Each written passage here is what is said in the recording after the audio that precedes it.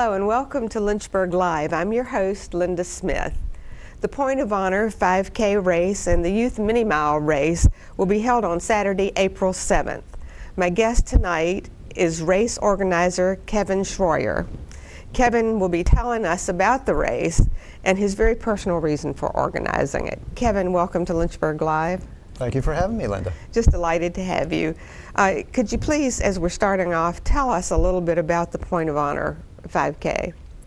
Well, this will be the 5th anniversary for the race. It started in 2008. It is held on the first Saturday of every April because April is National Donate Life Month. So I thought what better way to kick off National Donate Life Month than to have this event held on the first Saturday every month. So this year it is on April the 7th. The 5K is at 9 a.m. and the Youth Mini Mile will be directly after the 5K at about 10 o'clock.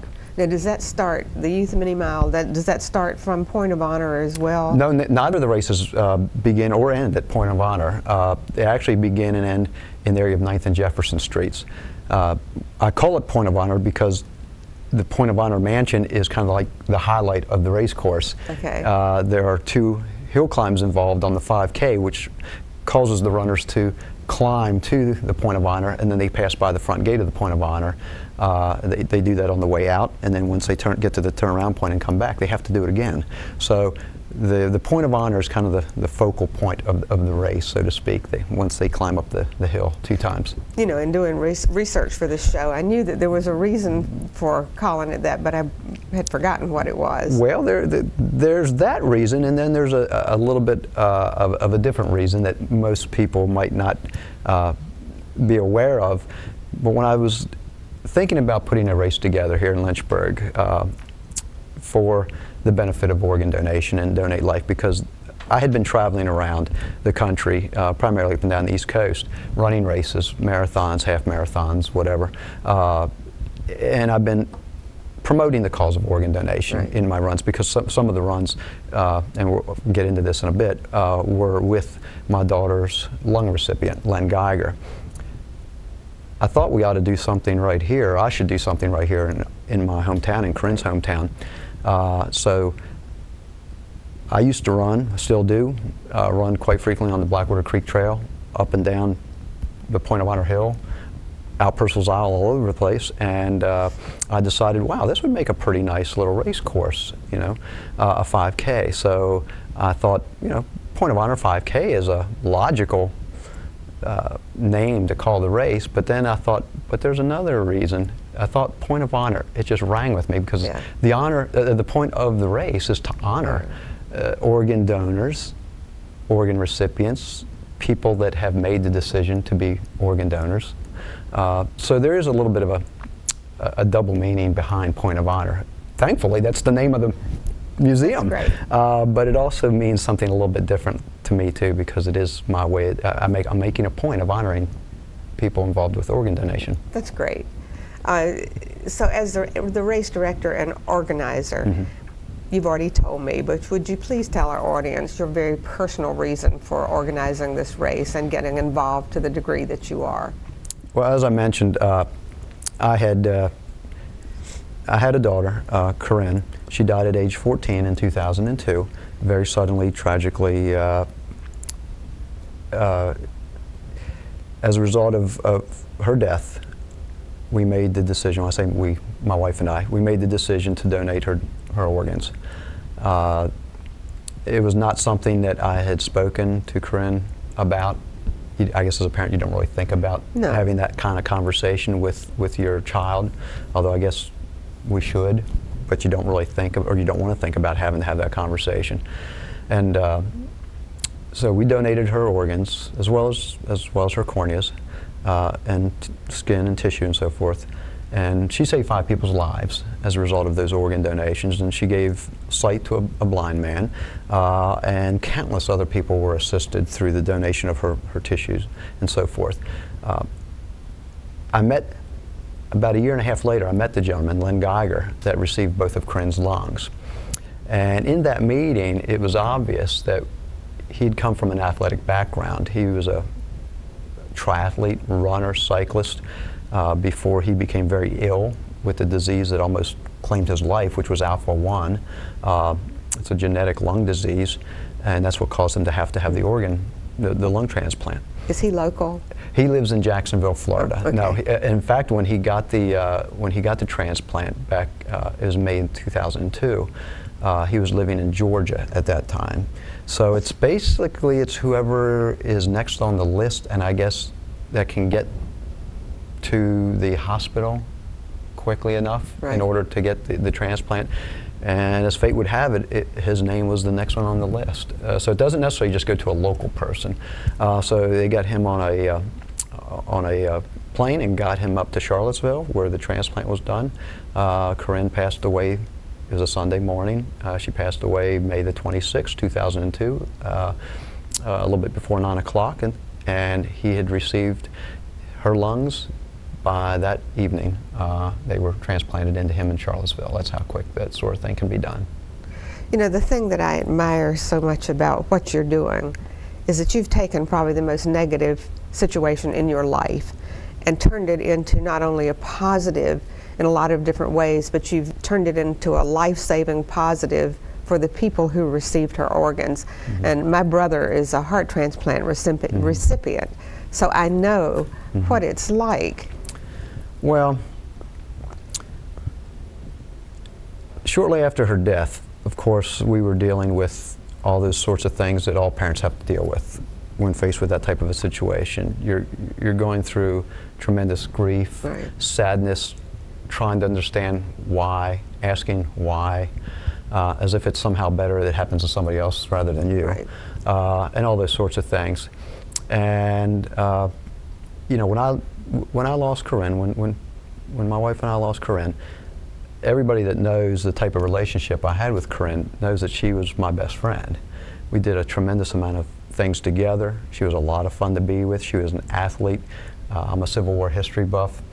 She would go to battlefields with me, to Gettysburg. She liked going to the Lynchburg Hillcats games with me. It seemed like anything that she could do that involved Dad. A daddy's girl. Yeah, she definitely was. She enjoyed, and I likewise enjoyed the company. She would accompany me on some of my training runs on her rollerblades, and so it was a lot of fun. And when that's gone, it was a tremendous loss to me and my wife. And it took quite a while before you even start thinking about how to put your life back together again. But at some point, and I think meeting Len Geiger about a year and a half later really is what started the healing process full blast. I stopped running when Corinne passed away. I had no desire to run. It was too much alone time, too much time to think. Just didn't want to do it, didn't want to be out there. And when I met Len, we started talking through letters, through telephone calls, and then finally a face-to-face meet up in Charlottesville. It gave me the reason to keep living, so to speak, to keep going on. And I decided that I wasn't going to be let this define Corinne's life, her death. You know, I didn't want to let people forget who she was, that she lived, the type of person she was. So I decided that I'm going to do the best I can do with the situation that I've been given to deal with. And that's where it started. I'd made a commitment to myself that I would start running again, that I would use my legs and my physical ability and my mouth to spread the word for organ donation, and do it in her honor, do it in her memory. And I tell people that that's one thing I always think about when I do a training run, when I'm doing a race, whatever it is. I always know in the back of my mind why I'm doing it now. And every step I take is in her honor and in her memory. And ever since I made that commitment to myself, my running has been different. Because before I used to run for myself. It was all about how fast can you get from point A to point B. Not that I can run that terribly fast. but it's all about you. You know, it's like trying to win your age group, or at least place in your age group, or try to beat your past best time ever at this distance. That's the sort of, well, there's still that there, but now it's taken on a higher meaning. Now it's like I gotta stay at a high performance level, because if I'm going to do something that's going to honor her, I want to do it to the best of my ability. I want to run as far as I can run, as fast as I can run on that given day with the ability that I have. So it's taken my running to another level, physically, but also mentally, because now it gives me a true reason to be out there training. And it also seems to me, just listening to you, that you're taking her with you, that she's with you on these runs. I mean, you're not by yourself out there. Yeah. Well, and it's funny that you say that, because every run that I do, I use it as a time to reflect on her, say a prayer or two. I'm not an iPod listener when I run. I like being able to think, and sometimes I do some of my best thinking, for better or for worse, when I'm running. Because when you're out there and you're running 10, 15, 20 miles, whatever it is, by yourself sometimes, you got a lot of time to think. And so that's my time. And yes, you're absolutely correct that she's with me on those runs. I think about her an awful lot, and I thank God for the time that He gave her to me. And she's, like you said, she's still with me. Have you thought about writing a book about this? I mean, I'd love to write. We have had our story included in a book or two. Oh, that's great. Already. But yeah, I guess at some point when life might slow down a little bit for me, and I can sit back. I've always had a dream to write a Civil War history book. I already have kind of a thought in mind for that, but this would certainly be another topic that I should probably address. I mean, this is something that you know more about than anybody else in the world, and you could tell it from your heart and from the relationship you had with her, and how this relationship has gone on to make a difference in the lives of so many other people. Well, I hope so, and that's the reason I do what I do. Believe me, it's not easy to do interviews and to be the focal point of stories, TV shows, a TV program, a newspaper story, a magazine article, when you have to pour your heart and soul and relive it again, and relive it again, and then relive it again. But I know there's a bigger purpose. I can deal with that level of discomfort when I know the end result is that hopefully people will hear the message, people will take the message to heart, people will make that decision to be an organ donor. Maybe because of something I say, maybe because of hearing Corinne's story, maybe because of something about Len Geiger's situation. If people make that decision, then it's all worth it, and that's why I keep doing it. He's still running. Is he still running? He runs to it. Well, I say run. It's more like a race walk. One of the issues with Len is that while waiting to get his lung transplant, he was on massive steroids. And the steroids destroyed his hip joints, and he's had both hips replaced. He also took shortly after his lung transplant, he was so excited to be, have these lungs, and now he can go out and do all this neat stuff again. He was riding his bike, mountain bike, through some dirt trail, and he took a horrendous fall on his mountain, almost killed him.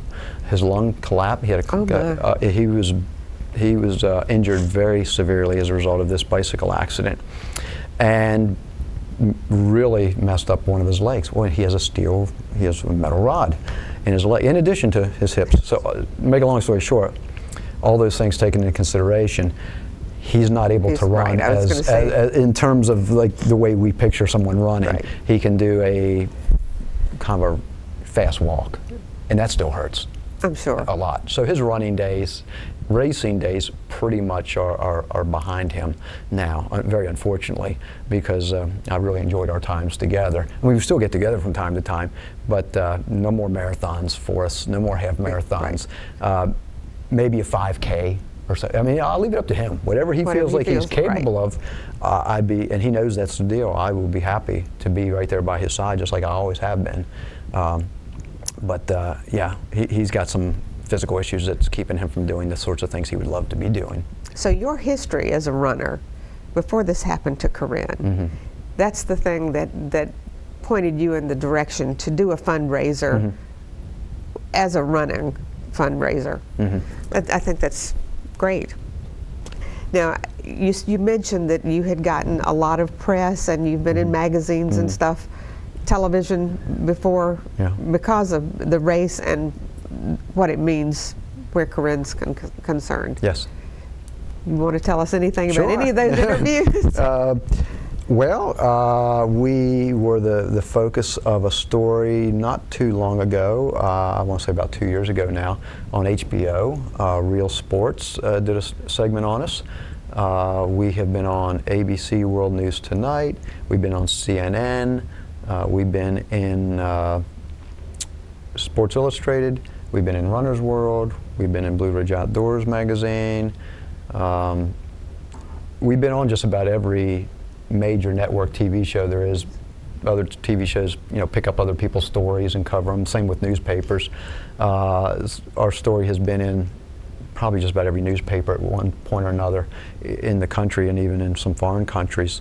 And so that's just off the top of my head. A lot of cities that I go to run, whether I'm with Len or not with Len, if they get a heads up that I'm coming for a race, a marathon or whatever, if someone tips them off, a lot of times they'll contact me and want to do a story on me as to why I'm there running, especially if the race is connected to organ donation, which, some of the ones, not every race I do is connected to organ donation, but an awful lot of the races I do wear, I have certain race shirts made up that have organ donation information on them, like LifeNet Health across the front, Donate Life on the back, different things. I have a couple shirts that say, I'm running in memory of my daughter, Corinne Ashley Shroyer, an organ donor, that sort of thing.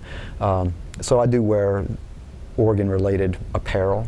How did you connect with LifeNet to be sort of a partnership with them to raise this money? Well, at the hospital, Corinne was in the hospital for six days fighting for her life. And during that time, she was given about a 10% chance of survival. She had a very traumatic head injury. And obviously at some point, you have to come to grips with the fact that as much as you hate to think about it, your loved one might not make it. The odds are against it, but the doctors are still doing everything they can possibly do. So my wife and I talked about it. We said, if Corinne does not survive this, what should we do about organ donation? Because my wife and I had already decided ourselves, long ago, we'd be organ donors, and we thought that would be the thing that would be the most appropriate for Corinne. Even though, like I said, we hadn't discussed that with her, but knowing her, it was what she would have wanted.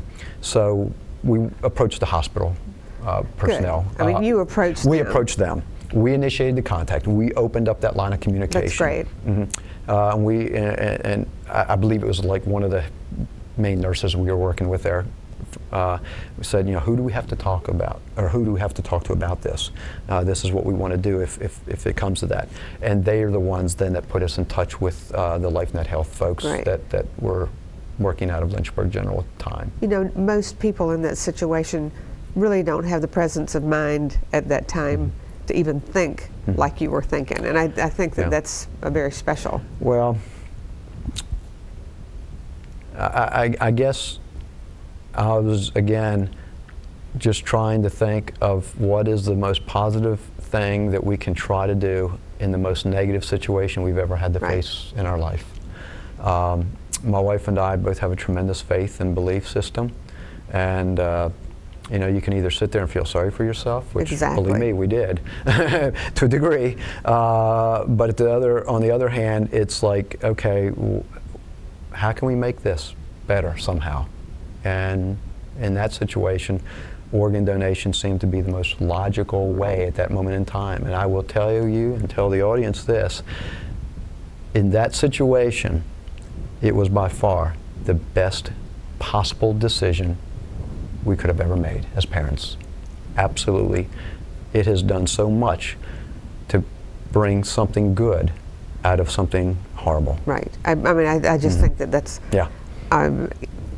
Have you noticed that most people who tend to be organ donators are people who've had a touch with or a relative or a loved one who's been a recipient or needed an organ, well, maybe didn't get it?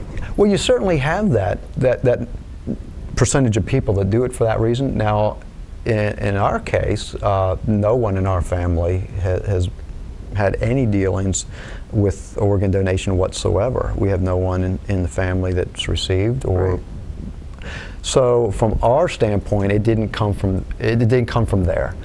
It just came from the fact that we do believe in organ donation, not because we've been personally affected by it previously, but just because we always thought it was the right thing to do. But yeah, you're right. There are a number of people that do get involved in organ donation and make the decision to be an organ donor because they have personally seen, the benefits of it. Such as in your case, a family member exactly is a recipient, and their life is saved or their life is prolonged because of the generosity of the gift of life. So yeah, you certainly do have people that do it for that reason.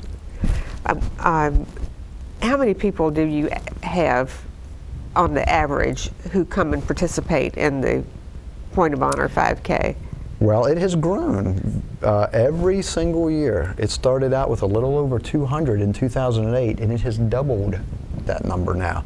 Last year, we had over 420 registrations between the two races, with the majority of them being for the 5K, and only a small amount being for the youth race. Right. So last year, yeah, we were into the 420s last year, which is terrific for a 5K race in Lynchburg in April. It's still early season. People are just kind of shaking off the cobwebs a little bit and getting their race act together, getting their running together.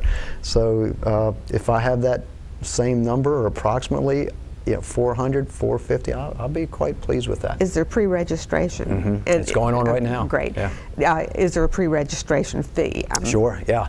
Right now people can get in until March the 23rd. For $16. That's the great. lowest price. Yeah, it's a great price. You won't find it much cheaper than that for a 5K race, and all the benefits they're going to get out of my race. But yeah, I've decided, since this is the 5th anniversary year, I decided to try to give back to the people that have been supporting me and my family over these years. They've been supporting the race now for the last, going into the 5th year now. So I'm trying to keep the price as low as possible. It is the lowest price I've ever had as a registration price. I'm offering nicer shirts than I've ever offered before. So yeah, I'm trying to make this an extra special race this year as a means of saying thank you, and it's our 5th year, so let's make it a good one. You've brought some pictures, and I would like to say before we start showing those pictures that the picture behind us is your daughter, Corinne. Yes. All right, Phil, if you'll put the pictures up on the screen, we'll get Kevin to tell us what they are. Well, that's a picture, obviously, from when she was a young lady with one of her favorite stuffed animals in her bedroom. And another one a little bit older. I believe that might have been a church picture, if I'm not mistaken. And again, maybe another church picture, preschool picture perhaps. Oh, look at that one. Little baby picture. She's precious.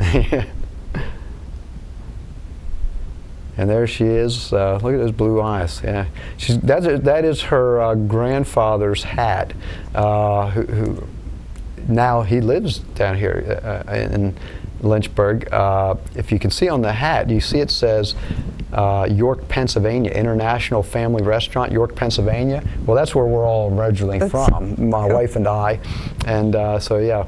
That is, and if you look, she's got a little drool coming off of her lip there. Yeah, that's a cute one. And that's a picture of Len there next to me in the blue jeans, and I'm in my running gear. That is after I had finished one of the number of Richmond marathons that I did. Len and I did one together. Now, that is not a picture from the year he ran with me, but he was there. If I'm not mistaken, I believe that was the year that I think that's the year that HBO did the story on us, and they wanted us to be together, and they got some footage of us at the race, and they got some footage of me out on the course, and so Lynn came up from Florida to be in Richmond for that reason. But yeah, two goofballs. And this is a picture I like. Two goofballs, me on the left making faces at the camera, and of course Lynn on the right. Now that is a picture from the year we did our marathon. That was 2004. I can blame Lynn for getting me into marathon running, because I had never run a marathon before I met up with Lynn. Furthest I'd ever run was a half marathon, 13.1 miles. Lynn is the one that came up with the idea of, let's do something extra special. And I was like, well, what would that be? He said, well, we've already run an 8K race, and we've already done a triathlon, and we've already done a half marathon. We did a half marathon in Nashville, Tennessee, part of the Country Music Festival series of races. And he's the one that suggested a marathon. And I looked at him kind of crazy because, I was like, are you sure? He's like, yeah, let's do a marathon. So you have to admire him too. Oh, I do. I love the guy. He's we're like, he's like my brother. We're so much alike. We're almost the same age, and we both have much the same outlook on life. Great sense of humor. Yeah. And there's my wife on the right, Christy. That is, if I'm not mistaken, that's at one of the Richmond 8Ks. I was out running the marathon at the time, and Christy decided she wanted to do an event with Lynn. So that's her and Lynn. I think they're finishing up the Untitled 8K there, if I'm not mistaken, in Richmond. And that's another picture of us at the beginning of the marathon we did together. Yep. That marathon led us to CNN. That's great. Yeah, after we finished that race, as we came across the finish line, hand in hand together, as soon as we came across the finish line, we were informed that CNN wanted to have us live up in their studios in Washington, D.C. the very next morning to be interviewed. They were calling us the Marathon Miracle Men or something of that nature, which kind of blew us away. So, yep, so that's kind of where it started. The CNN interview was the first major national exposure we got. I mean, we'd been receiving local, regional exposure, like in the Richmond newspapers, the Lynchburg newspapers, Charlottesville newspapers, things like that. But the CNN interview was the first national exposure we got, and then it kind of snowballed from there, beyond our wildest expectations or dreams. Does the Point of Honor 5K have a website? Or do you have a website? Well, I have thought, in the last year or two, I wanted to have a website dedicated to the race. And this was the year I thought it was going to happen, and it didn't happen. I got a fellow that's willing to do it for me for free, and by the time we got around to talking about it, it just got to be getting closer and closer to the race. I said, let's hold off on it for now, and it'll be something maybe we'll work on for next year. But what I do have is Riverside Runners website, riversiderunners.com. They have a listing of all the area races, mine included, on their website under their events tab, and all someone has to do is go to riversiderunners.com, and you can find Point of Honor listing, you can find listing for all of the other big races going on in the Lynchburg area throughout the whole summer and into the fall. And tell us one more time real quick, because we're almost out of time, believe it or not. This race coming up is, what is the date and where? It is Saturday, April the 7th. The 5K begins at 9 o'clock, and the Youth Mini Mile, which is about 3/4 of a mile in length, will begin right after the 5K wraps up. Somewhere right around 10 o'clock, we'll get the kids going. And it's in downtown Lynchburg, 9th and Jefferson. I admire you so much for what you do. And I thank you so much for coming on the show and telling our audience about what you do. And I hope it will encourage people to be organ donors, because that does save lives. Yes, it does. Kevin, thank you. I hope you've enjoyed tonight's show and will consider becoming a part of the Point of Honor 5K race. And do consider being an organ donor. My husband and I are both donors, and I think it's a very important thing to do. My next program will feature Warwick House Publishing. Thank you for watching. Have a wonderful night. Good evening.